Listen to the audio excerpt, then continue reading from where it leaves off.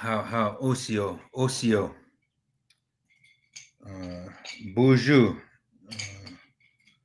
how Medakyapi, buongiorno. Uh, I just want to greet everybody in whatever language you're in.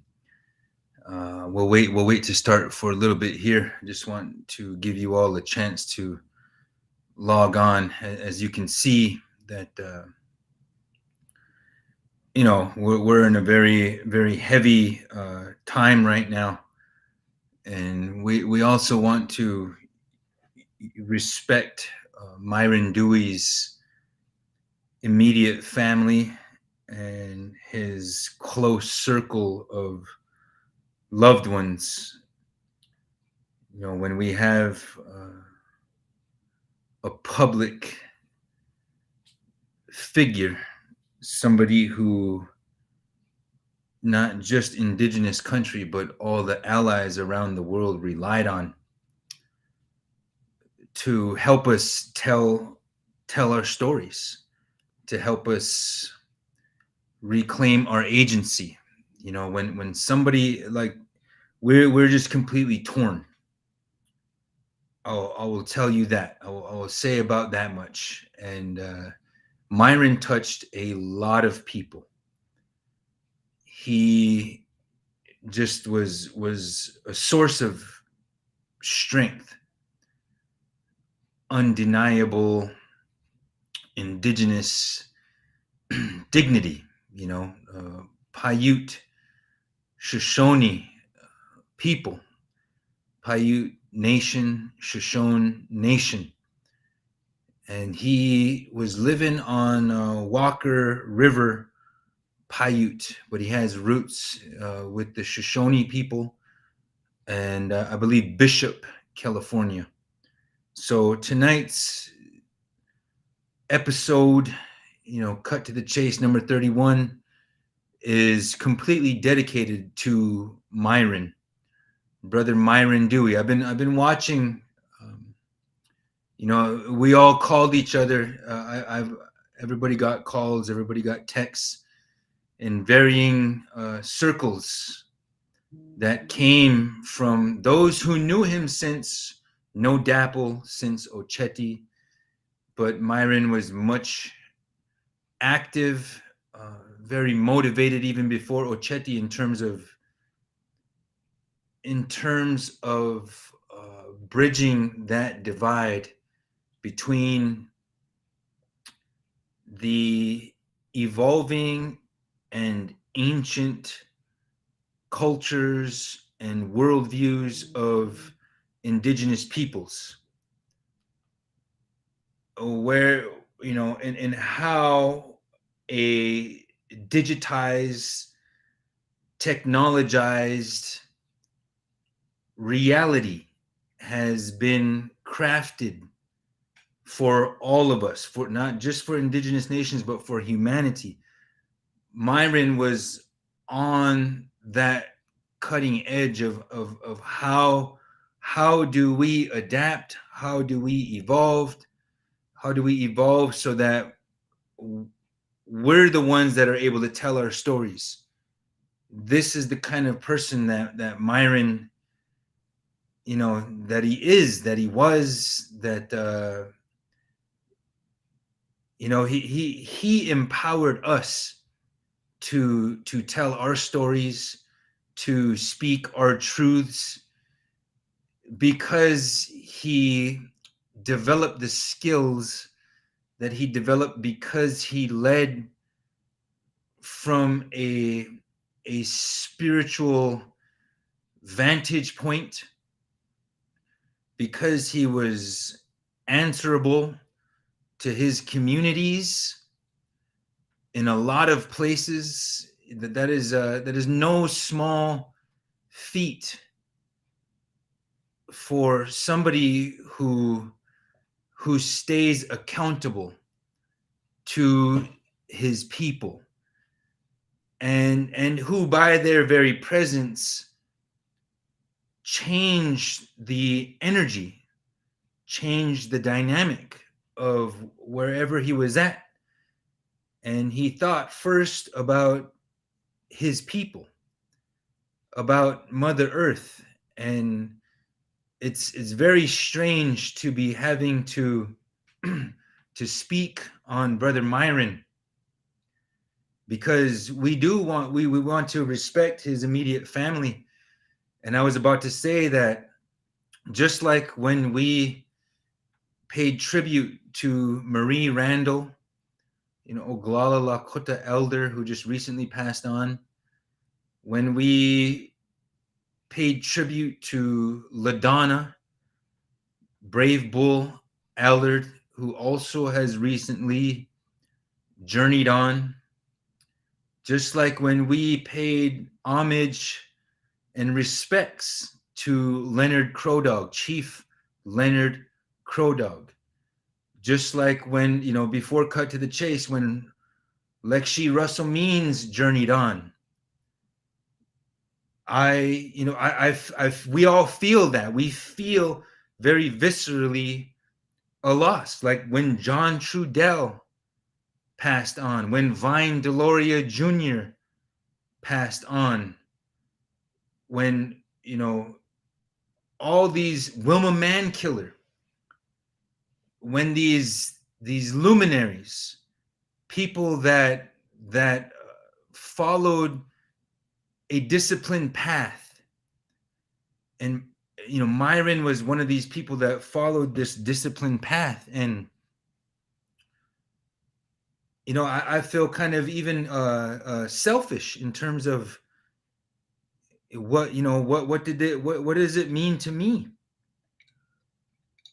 And I'm sure a lot of people feel that way, and we want to give his loved ones that space to begin to process what this means, because it's only been 4 days.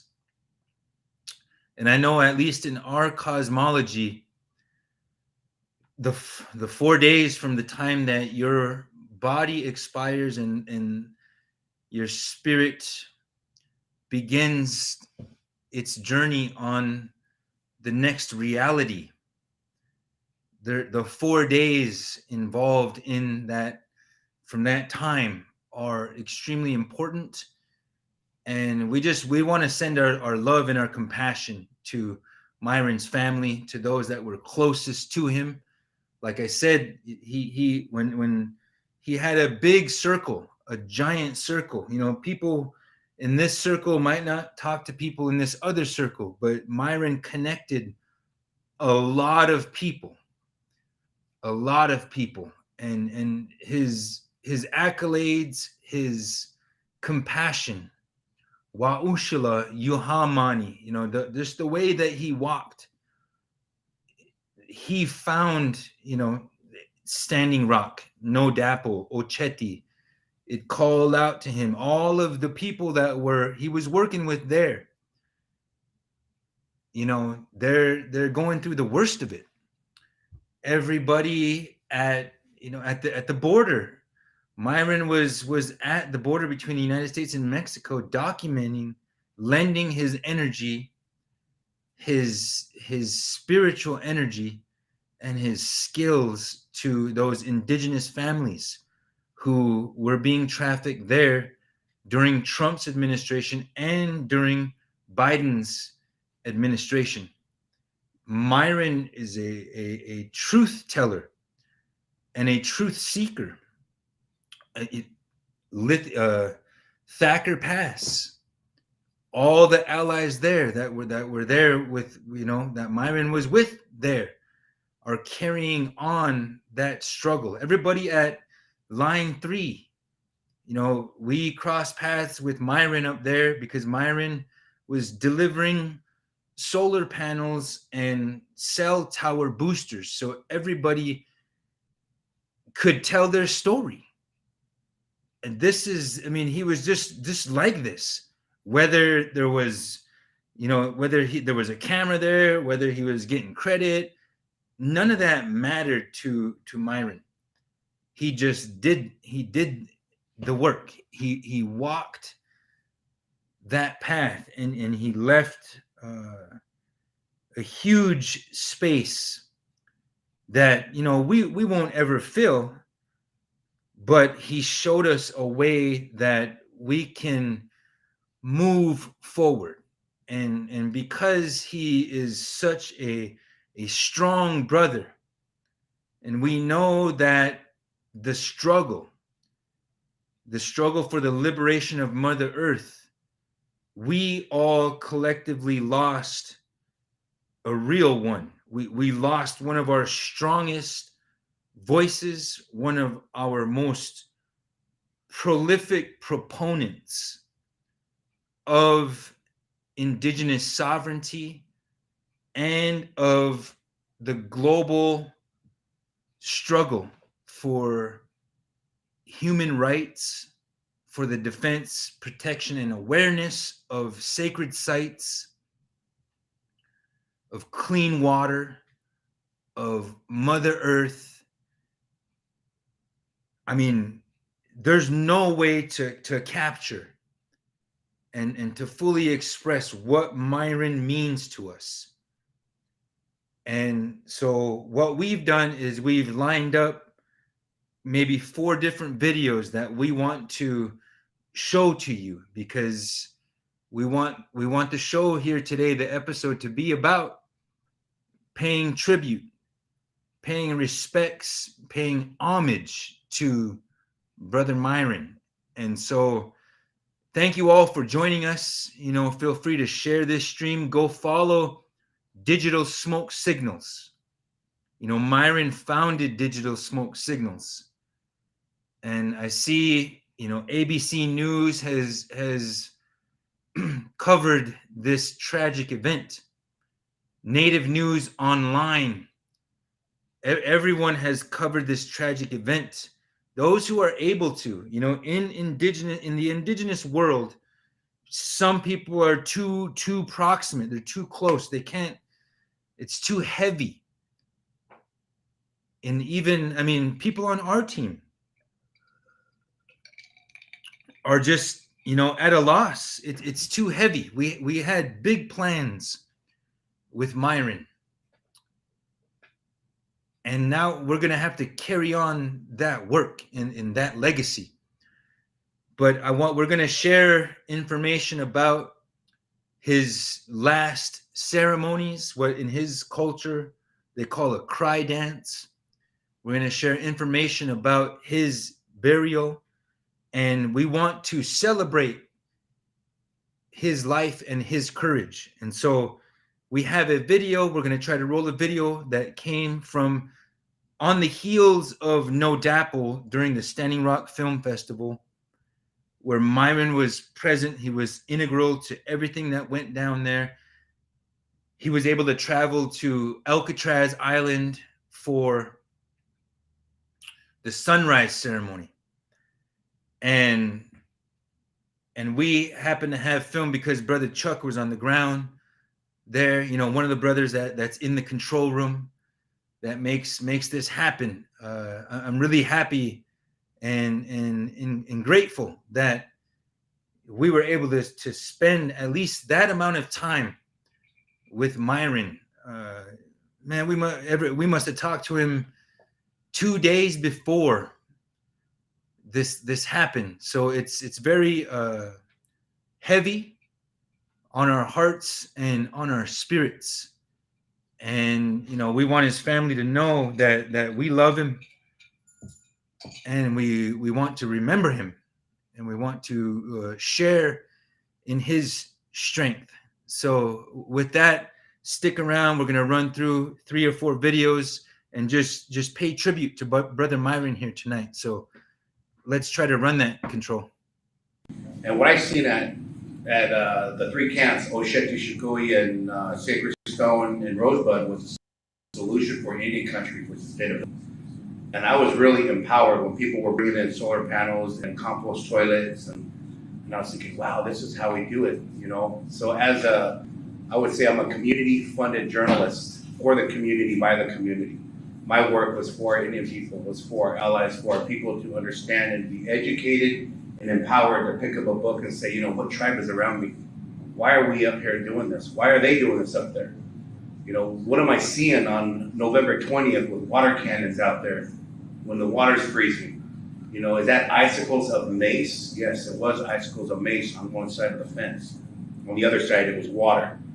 And it just continued to build up. And what I was trying to think about was how can I educate the world in what I was witnessing of the human rights violations. And I lost 3 drones that night. And when on the 3rd drone, we started to notice that the police were trying to come around on the top. And then we started seeing fires on the upper side of the mountain.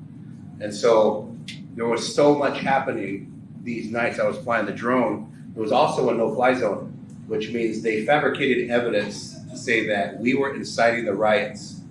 And they created this narrative that gave them a no-fly zone from the FAA. So it's like closing your eyes, and exactly what Lynette is saying is history repeating itself. What do? Well, we prepared video for the FAA. And when he tried to deny it, we showed them the violations of Morton County shooting the drones, which is felonies.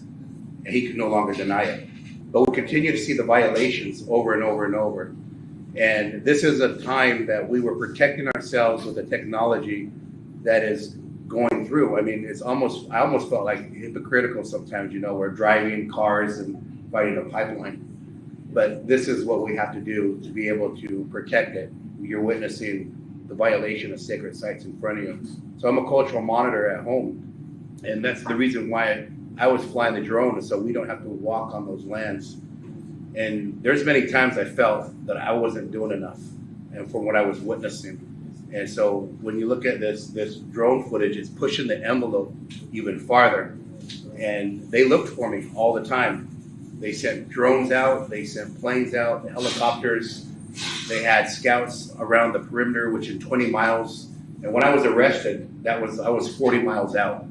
And I was documenting the work that Obama had asked them to not work within the 20-mile buffer zone. And that's when I wasn't arrested. They stole my drone, violated my constitutional rights. And if you're seeing where I'm standing, there was a time where I tried to walk around to get the officers' faces. And there were 17 officers there. They blocked off every area within a 3-mile radius. And they were waiting for me. And the only way I saw them was with the drone. And the only way that they found me was with a military plane that we documented going across. And we took pictures of the helicopter. We took pictures of this as evidence that this is what they were using. And I kind of felt like, wow, how are we going to win? But this was spiritual warfare. They were scared of the drums. They were scared of our prayers. They were scared of us. And when they looked at us, you could see the fear. And so I just continued to show the teachings. I would hope that our people would be not just angry, but intellectually angry, and articulate this for the next generations to come. This is how we're going to do this, and this is how our ancestors did it. And the prophecies that were coming through just made sense. You hear it so much, is that we're the answers to our ancestors' prayers the last 7 generations, the 7th generation. And now we need to get ready for the next 7 generations, so they're the answers to our prayers. And we're still at it. We're still working. I work with youth. So my goal is to continue to share this message with the youth, empower them, and give them the tools to protect their homelands, and to share that this isn't just an indigenous issue. We're at a point where this is a human issue. And we've witnessed the loss of all our traditional foods and way of life gone. And those that still have it, that's what we want to protect. So people came and helped. Allies came and helped with their skill. They came and helped with their bodies and their education. Drone pilots came out and helped me. We strategized on what they were using, geolocation. They were using geolocation on us by hacking our phones as well, so they were finding out where I was at before I got there. They were waiting. So we would do test runs on them to see if they were hacking us again. And this is how we started doing research on them, setting them up and doing research and saying, okay, they're committing violations. Also witnessing the FBI pretend they were mercenaries. That's the other one, is them trying to come in my vehicle, trying to bully. And I didn't have a live feed at that time. And then all of a sudden it kicked in, and I had around 30,000 people, and the officer, or the FBI guy, when I told him, what would you like to say to the world? There's 30,000 people watching you. He was quiet for a full minute and a half.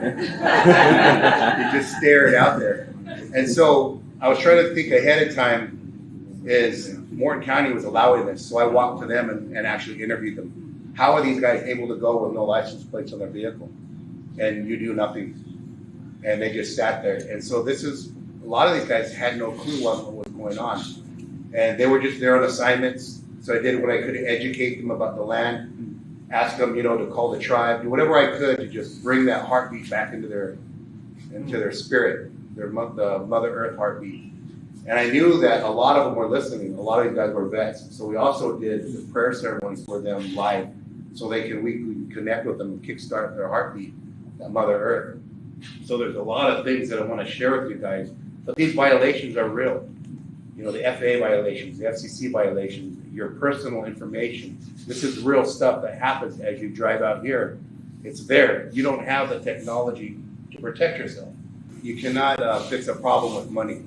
So one of the solutions is to come in with training and the tools and to empower the youth, the next 7 generations, to protect our sacred sites, our water, and each other. Thank you, Myron. We'll bring the panel up here.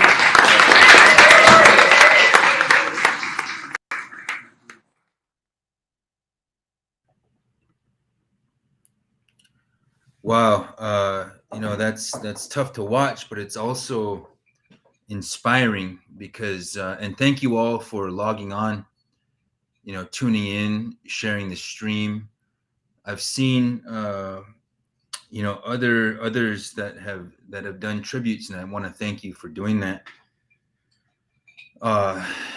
It's just heavy. It's too much. It really is, and we're feeling it as well. But that was one of the ways that Myron involved himself with. If you remember, and those of you who might not remember,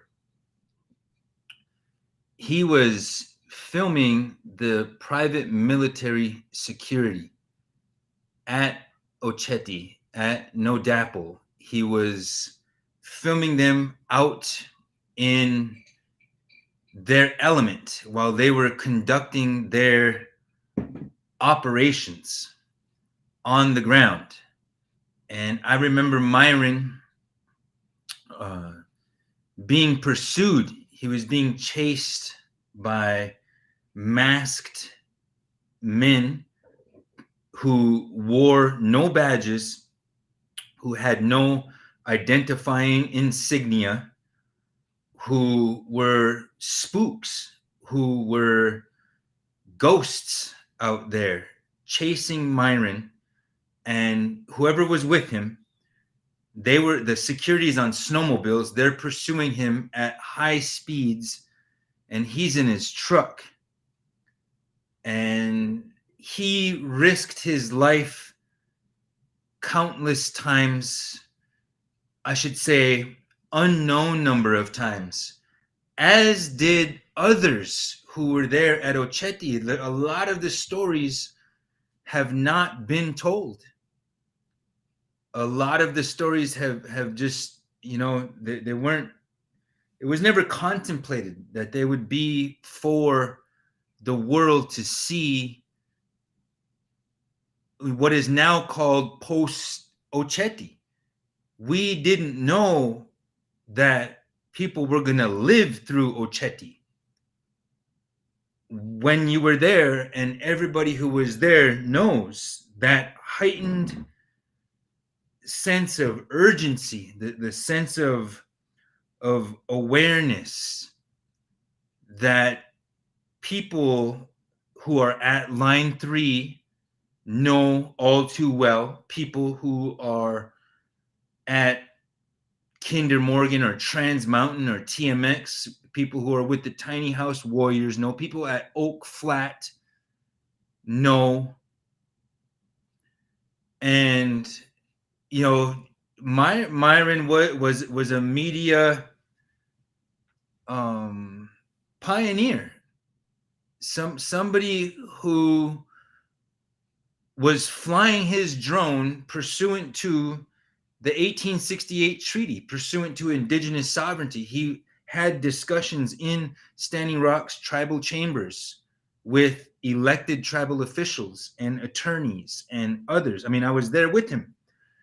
And he's trying to figure out a way to fly his drone to claim indigenous airspace.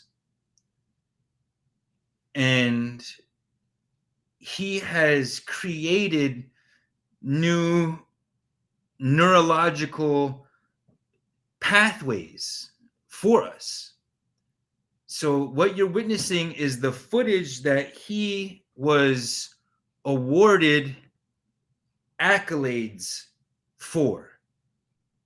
If you have not heard, Myron Dewey received numerous awards for journalism, for media production, including the Michelle Moore Award for community journalism. I'm reading from nativenewsonline.net, a story by Brother Darren Thompson on nativenewsonline.net. Myron won Man of the Year Award from Medicine Wins News. In 2018, he was given an award of merit by the University of Kansas Department of Film and Media Studies. In 2017, he was a winner of the New York City Drone Film Festival in the category of news documentary for a short film monitoring North Dakota police at the No Dapple or Oceti movement. They call it a protest site, but it's a movement that still lives with us. Myron also joined forces with Josh Fox and Florice White Bull, and I want to say, Doug Goodfeather from my memory,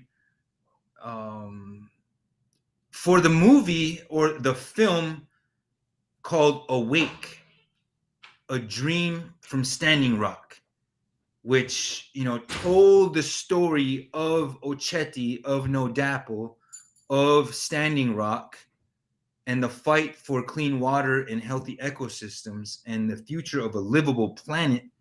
It told it through Florice's voice, Florice White Bull, through her perspective. And so Myron was also a professor at Duke University, and he was also a firefighter.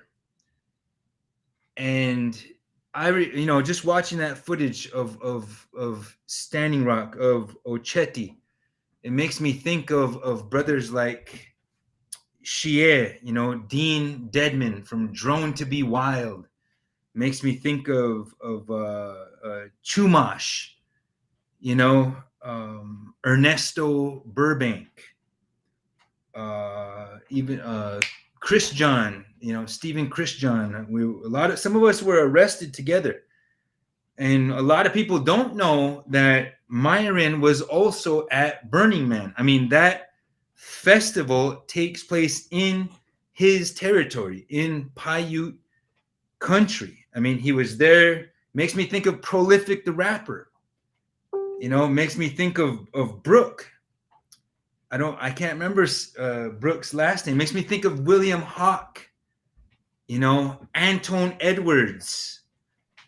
People that we were all proximate. We were all connected. And we've done different things since then. I mean, I took major heat for Burning Man, but Myron was there. A lot of natives were there, and Myron is completely, he's open-minded. He's cosmopolitan or resmopolitan.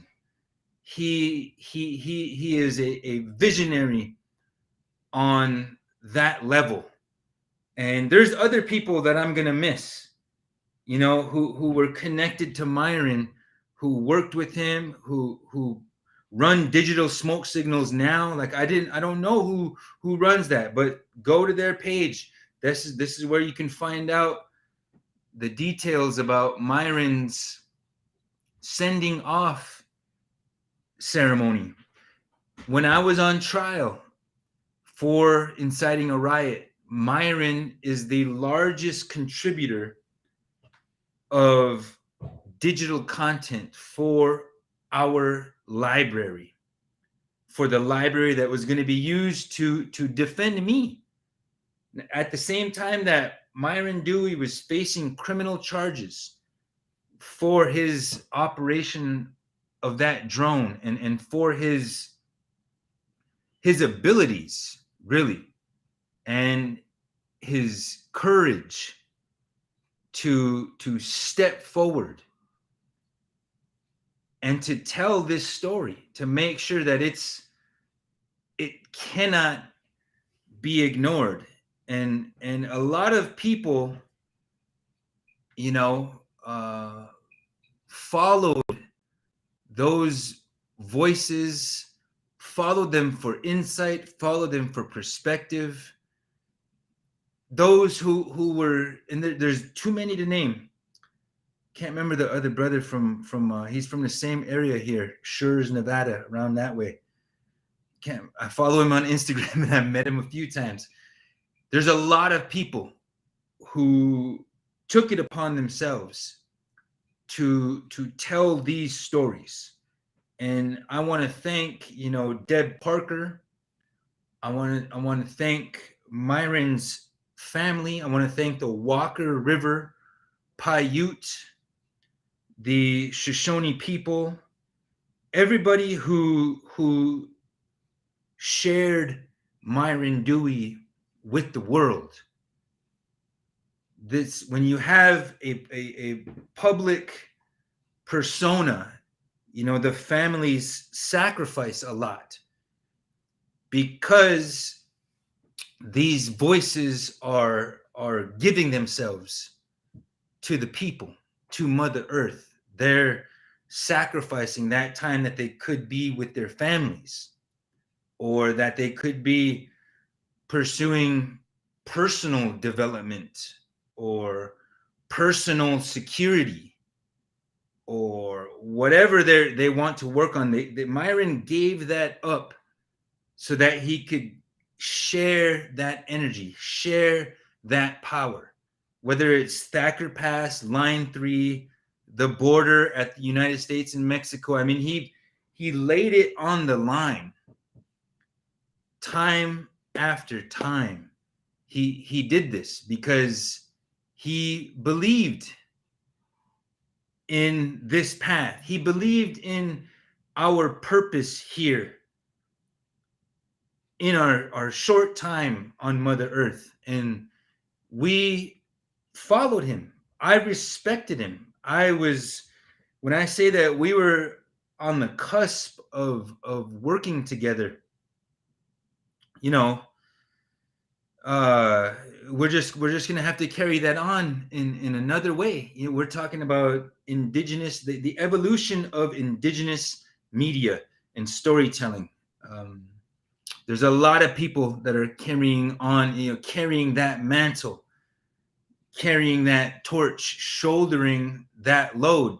Myron is an inspiration in that sense, and that's why I sought him out, because he's got 20 years experience in indigenous storytelling and making sure that we're determining our narrative, that it's indigenous agency that is providing the flesh, the bones, and the contours of our story and our knowledge and our connection with the sacred.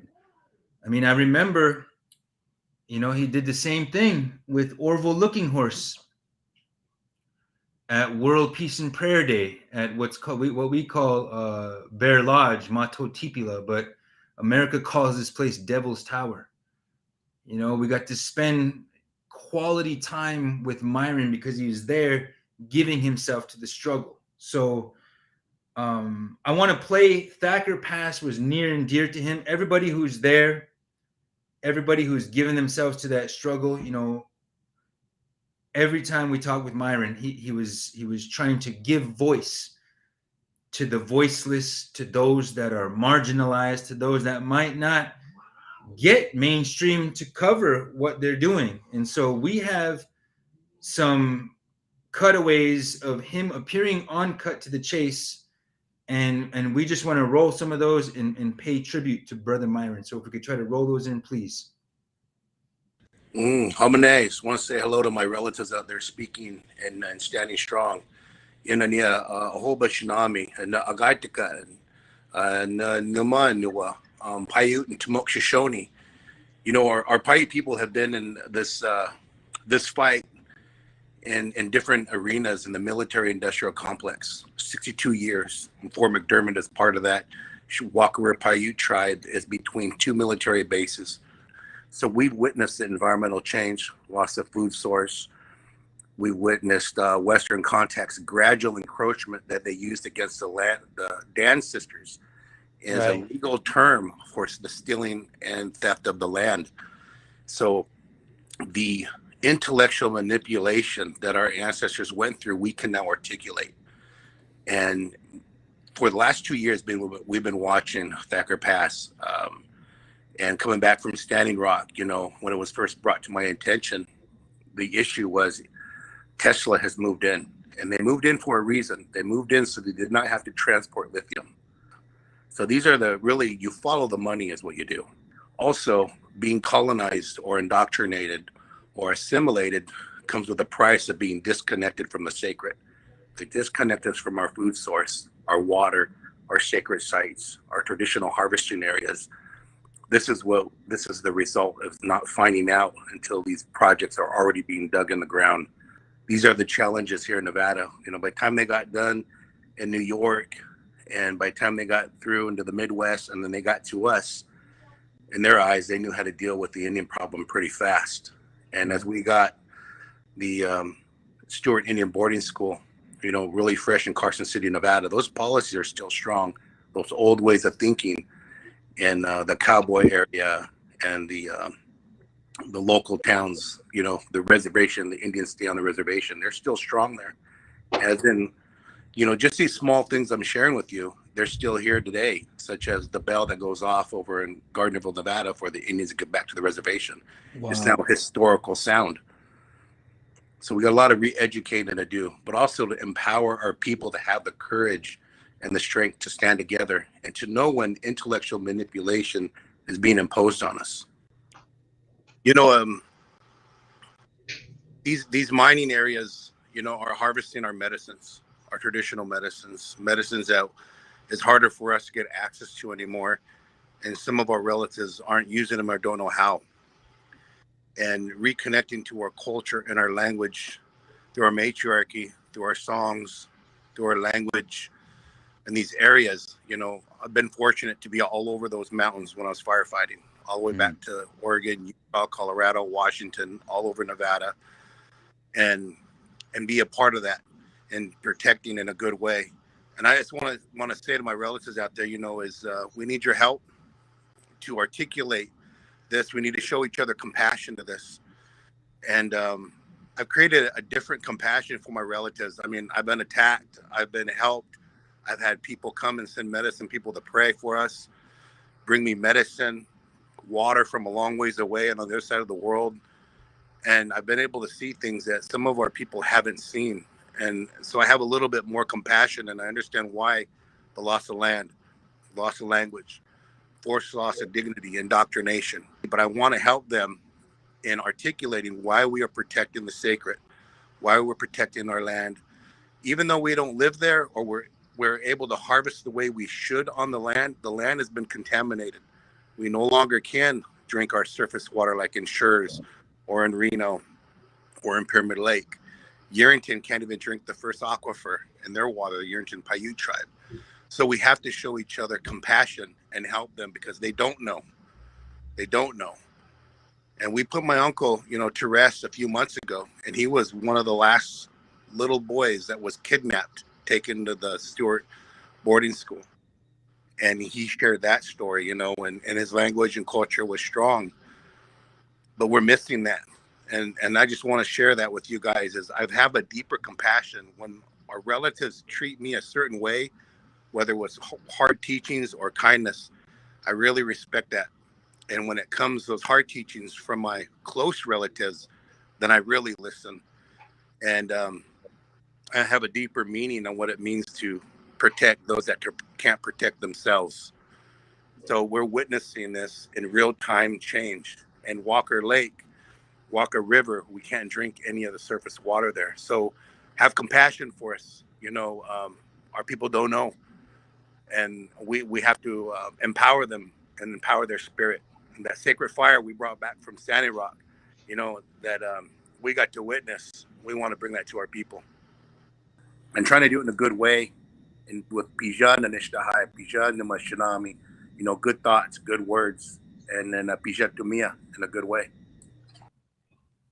You know, from Standing Rock, Chase, I learned a lot. You know, I'm always saying that here. What do we learn from Standing Rock? What I learned from the military, what I learned from the National Guard, the mercenaries, and again, you know, Homeland Security and Border Patrol is that all of these actions, this live feed, your live feed, Line 3, Oak Flats, all these live feeds are on a big wall in what's called a war room, like they had over at Bismarck. And so, relatives, be mindful what you say on these live feeds. Educate the truth. The truth don't care about their feelings. The truth is the truth. Be mindful of how you say it. Good heart, good mind, good spirit. Remember that it's not about you. It's about what you're protecting and the community. And if you're a visitor, when you're gone, their people are still going to have to be there and go through whatever it is you guys opposed. So we have to be mindful of where we're at, what we're doing, and go in a good way. We aren't the enemy within each other, although many of our people were the agitators and the infiltrators during that Standing Rock, our own people. We have to be mindful that that's there as well. Not everyone's on board with protecting the sacred, protecting the water, protecting the land. Many people don't harvest these traditional medicines or even hunt, nor do they have their own Namananya, their Indian name. So we have to be mindful of we can only bring people as far as they are, not as far as we are. And we got to be very mindful of the historical trauma that this is causing, the PTSD that this is causing. So I'm asking those healers to come forward, take care of us, come forward and bring us those medicines when you come as well. Bring those runners and send in that medicine, those songs, those ceremonies. Those are the things we need to do to stay strong and keep our spirit strong, stay focused. Everybody in the comments is asking if any of you want to say any like word of blessing or anything like that before you guys outro. And I just wanted to open that up to you. You don't have to feel obligated, but people are obviously connecting with what you guys are laying down because it's very real. Like we have to strengthen our connections to sacred sites and to Mother Earth, to the land that birthed us. And so if either of you are open to that, I just want to throw that back out there.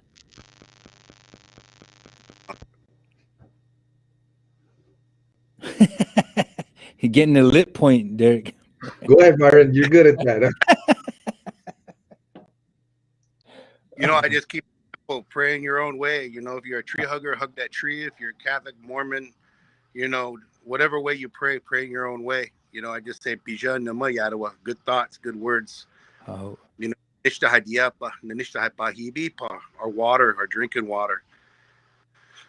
Bija Tumia, to go in a good way. How? Thank you, many blessings. Thank you, guys.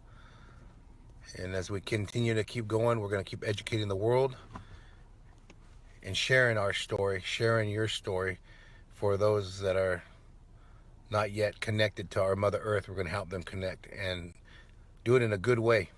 Bija.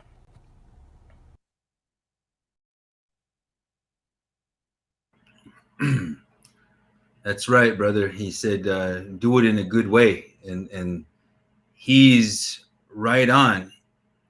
You can tell that Myron was always seeking truth, seeking gratitude. I want to thank everybody for commenting, for tuning in. I saw a comment from Shannon Rivers. I saw a comment from Washdewi Young. And then Derek Hinkie, I saw on that video. I forgot that Derek did that show that day, the same day as Thacker, that we did a highlight on Thacker Pass. And I just, it's hard to watch those. And I'm not, you need to cry. People, we need to cry. Just the same way that Myron is telling us, not everybody is trying to deconstruct the programming. Not everybody has a spirit name, an indigenous name, and that's not their fault. But he's fully cognizant, part of his legacy. And I want to thank Chuck for sending me these points, because Myron was very much trying to get indigenous country tuned in and being brutally honest and brutally truthful about our colonial programming, about our historical trauma, our intergenerational trauma, our internalized oppression, our lateral violence. Not everyone is trying to take the path to liberation. A lot of our people only ever know the English language, don't ever know indigenous song, indigenous dance, the drum, the ceremony. They might not have a chance to fast for the appropriate amount of time and listen beyond what the ears are capable of hearing and seeing, beyond what the eyes are capable of perceiving. But listening to Myron, he's not judging anyone for that, but he's in full recognition that those who are trying to promote our continued assimilation, the denigration of what he called the further forced loss of dignity. He didn't judge those who, by their nature, those who are promoting assimilation, those who are promoting colonization, those who, look the other way, who blaspheme our ancestral teachings. They're judging us by proliferating those divisive ideologies. There's a difference between studying the world's religions, the divinity, scholarship, the theology, and there's a difference between that and subscribing to the racist dogma that was imprinted on us forcibly at places like the boarding school that Myron mentioned. That very tough internal discussion, Myron was willing to have that discussion. And he knew that unless we trained our people, indigenous people, how to run the cameras, how to set up the microphones, how to edit the film, how to sound engineer, unless we learned every aspect of telling our own story, and on top of that, unless we were fully in recognition of that trauma and how we pull each other down rather than lift each other up because of the nature of being made to go without, having our authority and dignity continuously suppressed even to this day. How do we handle that, and how do we take care of ourselves? This is what Myron was trying to break through. This is what we were willing to help him in his vision, in his dream, to make that happen. The way he speaks about reconnecting to the land, the way that he always told me, go as far as you can, but bring the people with you. This is what he taught me. This is what he told me over and over again. The way that he was having these harsh discussions, not just with internalized oppression and the way that it has caused this infighting, but even with LGBTQ, with the non-binary, gender fluid revolution in rights and consciousness that is happening around the globe, but also in indigenous country. The indigenous country is slowly being dragged along to reckoning with the programming of patriarchy. I've spoken about this many times, even for myself. Myron was having those discussions, telling elders, look, you can't make jokes about this or that demographic. It's hurtful. Our children are committing suicide. They're having ideations, all because of this racist patriarchic programming that we just kind of on the res or wherever, we just subscribe. That was just the way it was in the 50s, 60s, 70s, and 80s, even 90s. Myron that's what I mean. He was always seeking that truth and willing to have those discussions. So, we're on the end side of our tribute to Myron Dewey. His family does have a GoFundMe set up. We'll go to Digital Smoke Signals. Be sure to write that down, or go to Deb Parker's page. She is sharing it, and we just, we want to give them their space, and we want to properly honor, our brother and our ally. So that's where you can go to find the family's GoFundMe to help cover the cost of these protocols and of feeding everyone, for instance.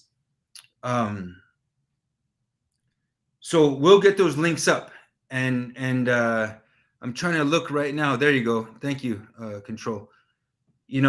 Just to go over his information very quickly. The viewing will be tomorrow, Thursday, September 30th, from 5 to 6 p.m. I don't know if that is Pacific time or Mountain time, but first immediate family will be allowed to view. And then from 6 to 8, all the friends and family who are coming from around the world, around Turtle Island. There's an address there. Again, go to Digital Smoke Signals and you will see it at Fallon, Nevada. Tomorrow will be the viewing.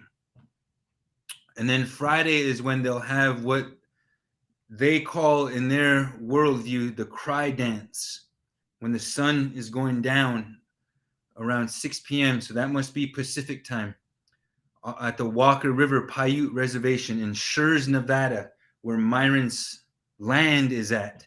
You know, they say there will be signs that you can follow. And then Saturday are the funeral services at Walker River Gym, and then a water protector escort from the gym to the cemetery. And I know that you know, people who can't be there, who know that, who you know, have every fiber of their being is telling them to go there. Please go to Digital Smoke Signals to find out more information about the doings and to donate to his family's GoFundMe, if you can. So I want to play a couple more videos, and the next video, I believe that we have another Ocheti No Dapple video, and we, again, we're just paying tribute to Myron. Thanks for sharing the stream. Thanks for tuning in. Thank you for all your comments. I'm able to read them all because really we want to give this time to Myron, to honoring his legacy. So if we could roll the next video, please.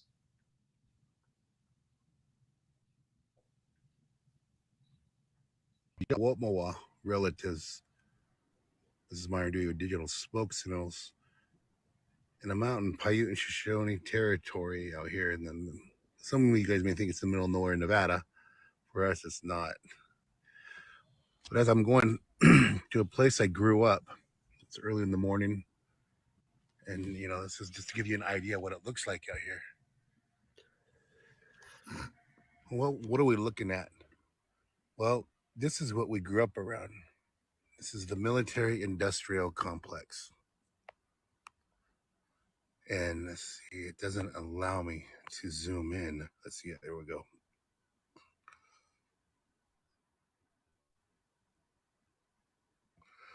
This is what we grew up around. And what are they guarding? They're guarding the communications, or to appear like it. But, you know, just the norm of this, you know, this was normalized growing up. Jets flying low. The jets used to fly so low that we used to wave at them, the pilots. We stand up on the hill and wave at them. And at that time, I was just a little kid and really not knowing, you know, I just kind of thought it was really cool, these jets flying over, waving at us. Meanwhile, you know, our tribe was at that time fighting the the no-fly zone before it's really known as a TFR. The no-fly zones out there flying over our sacred sites and hunting grounds and doing dogfights out there in disregard of the tribe, the community, and anybody who's got, you know, at that time, majority of the community, you know, had horses and cattle, and that's what they did. The assimilation process had worked to kill the Indian, save the man, and make them farmers and ranchers. And this is the norm out here, though. And this is in our homelands. So this is right off the road, and we're saying right off the road. I mean, it's like really right off the road.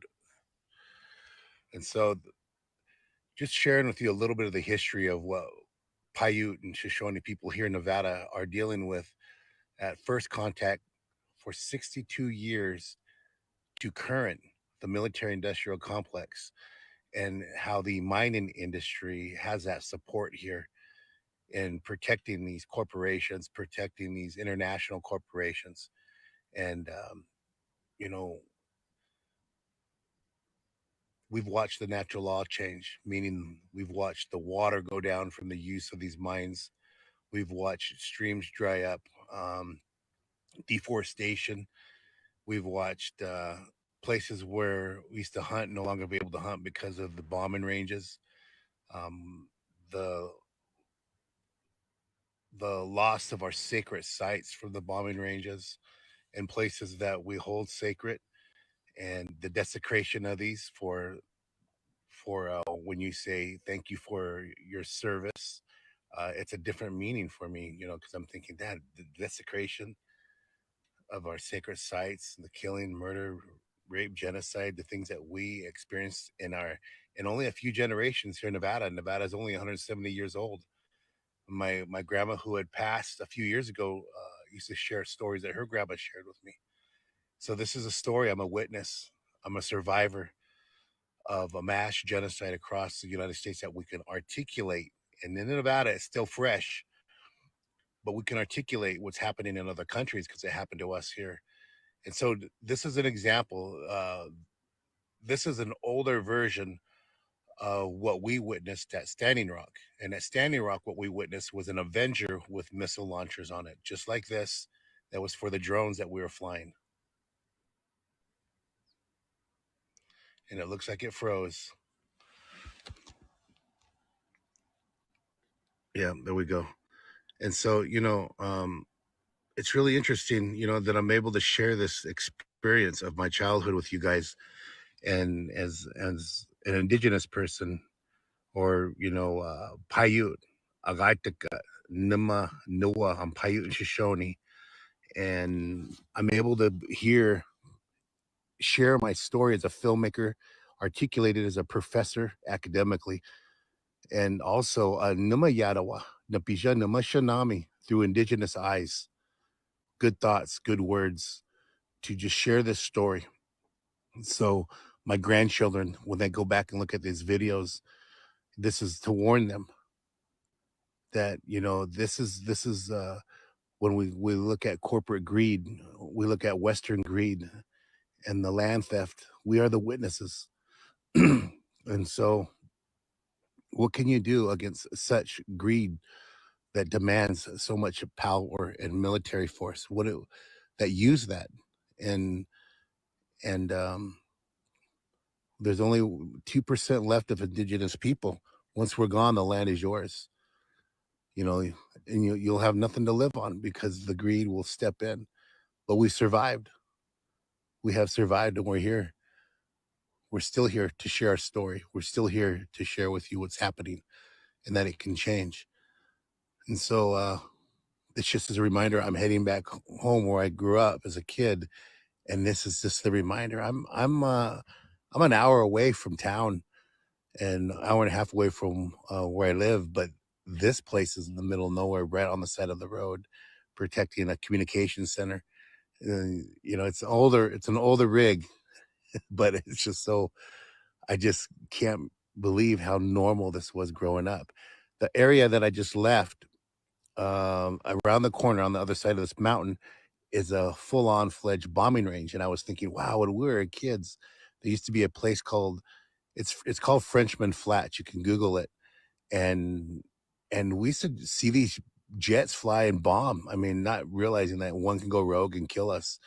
But when we were kids, there used to be a store there. We used to stop there all the time and jump on their trampoline, and it's gone. And there's another store down the road that survived. It's not in the bombing range area, but it's on the corner of what they call the loneliest highway in the United States, is Highway 50.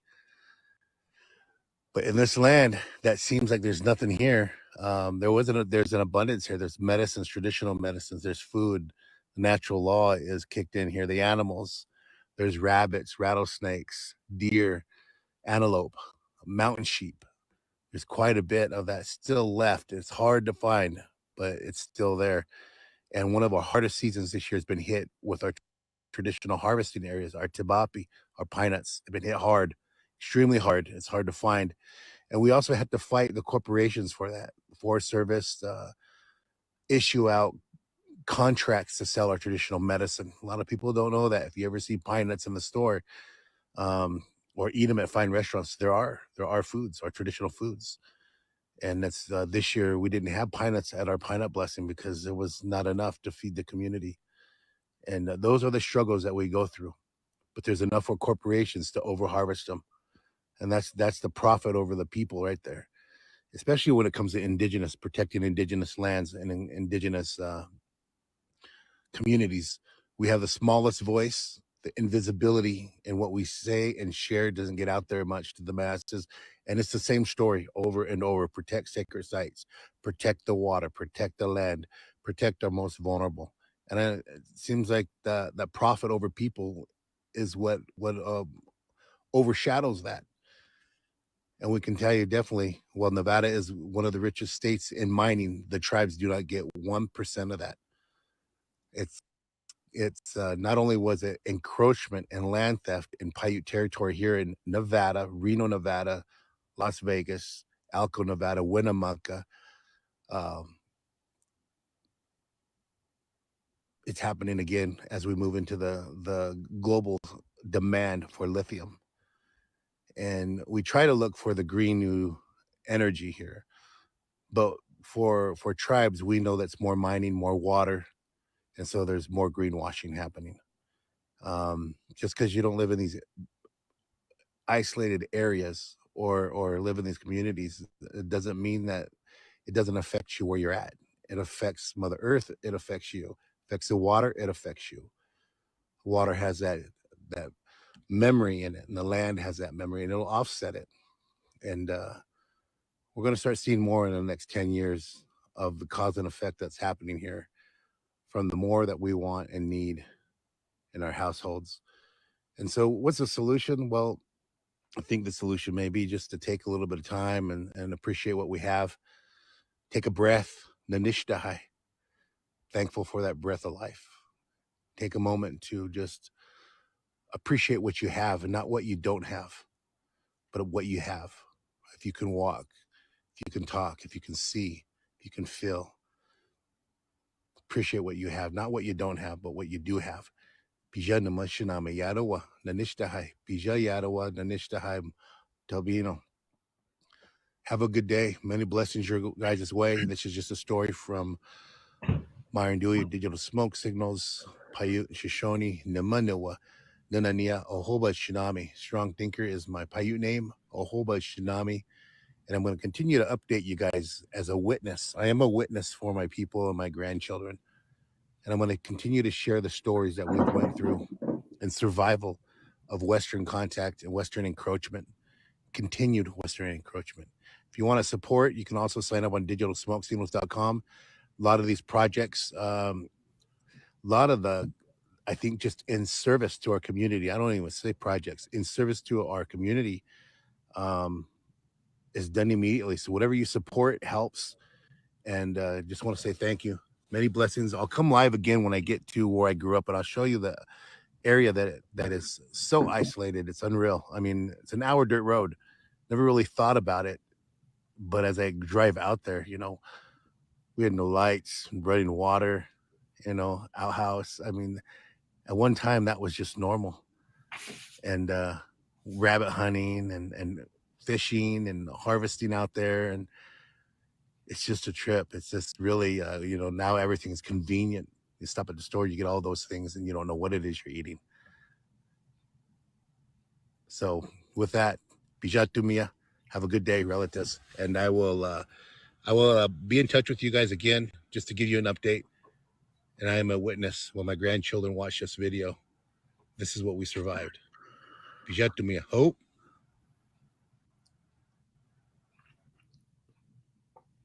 Yeah, that is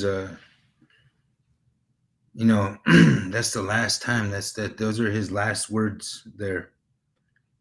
So I want to I can't encapsulate that or overstate that. That's Myron. Ohobe Shinabe. That's him. Strong thinker. Ichiab. That's what they call him. That's how they know him. I want to, read an article that appears on ABC News for those who might be just tuning in. You might have just caught the stream. It tells the brief story of some of Myron's legacy. And we want to always recognize his loved ones, his family, his closest circles. But Myron was such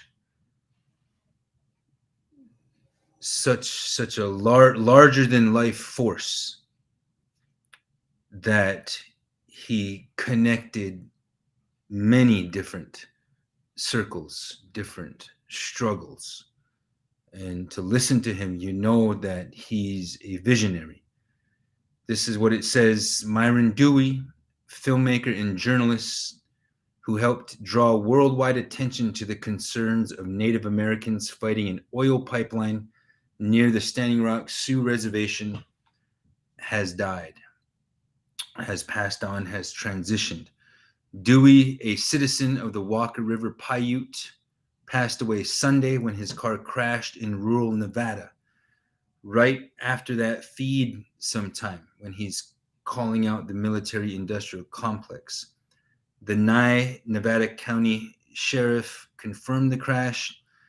49-year-old Dewey posted footage on Twitter a day earlier from a central Nevada military installation where he and other members of local tribes have long protested the proposed expansion of a U.S. Navy bombing range. Dewey won acclaim for his live footage of the 2016 demonstrations over the Dakota Access Pipeline near the Standing Rock Reservation, which straddles North and South Dakota. His visuals of Native Americans being sprayed with water cannons in freezing weather were viewed by hundreds of thousands after appearing online and in the news. He later co-directed the documentary Awake, A Dream from Standing Rock, which outlined the demonstrators' motivations to preserve the environment and fight for clean water. Friends and relatives say they will remember Dewey for his commitment to advocating for Native people, for being a devoted friend and family member, and for the authenticity of his work. He was able to show a perspective and viewpoint that was simply being ignored because of the systemic oppression our people have encountered as long as we've been here, said Myron's cousin, Lance West. It was his story to tell, and only someone like him could share it in a manner that really spoke to us. Dewey was among a group of Native journalists arrested during the Dakota Access Pipeline protest when he filmed employees of the company constructing the pipeline. The Morton County Sheriff accused him of stalking private security workers using a drone video recorder, but prosecutors ultimately dropped those charges. His footage from the front lines was one episode in a long career of chronicling indigenous and environmental issues throughout North America. Dewey founded the media production company Digital Smoke Signals, which produced work about schools on reservation land in Nevada and about tribal land management practices in the Pacific Northwest. In recent months, he participated in demonstrations against a proposed lithium mine near the Nevada-Oregon border and the Fort McDermott Indian Reservation. Environmentalists and local natives opposed the project, saying it would desecrate lands the Northern Paiute and Western Shoshone consider sacred, and that it would have adverse environmental impacts on the region's residents. Dewey, who primarily resided in Schurz, Nevada on the Walker River Paiute Reservation, started his career as a wildland firefighter in Nevada. He also worked as a professor teaching courses on film at Duke University's Center for Documentary Studies and on digital media at Northwest Indian College in Washington State. He leaves behind a wife, 5 children, and a nephew who he considered a son. That comes from ABC News. And there's not much that I can, say or share to sum up Myron's impact. We wanted to share Myron's words directly from him, even though it's extremely difficult. Like I said, you've got to cry. You've got to allow yourself to go through those feelings. And, for his children, for the people who depended on him and knew him and loved him, and those who he loved, we certainly want to remember Myron.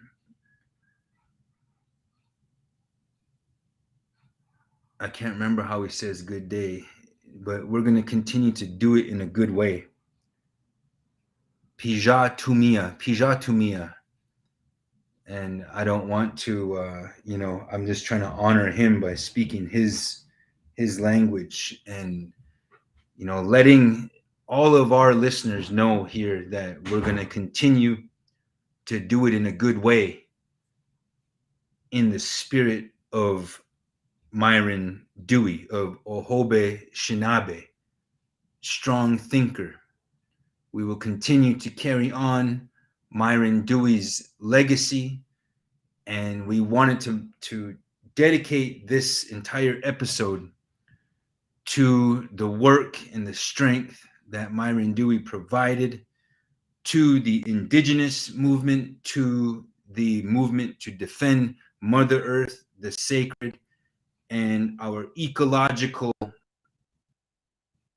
consciousness. The we is what we offer, and the most that we could do is what we try to give. And we can't do it justice, but we want his family, we want his circle of loved ones, everybody that he touched throughout his short life. We want them to know that we will carry on and do it in a good way, in his legacy, in the spirit of Myron Dewey. He is joining the old ones. Chanku Nari Omani, Daya Uelo na Shagya Mani. He's walking that trail, and we know that he's watching over us, that he's changed forms.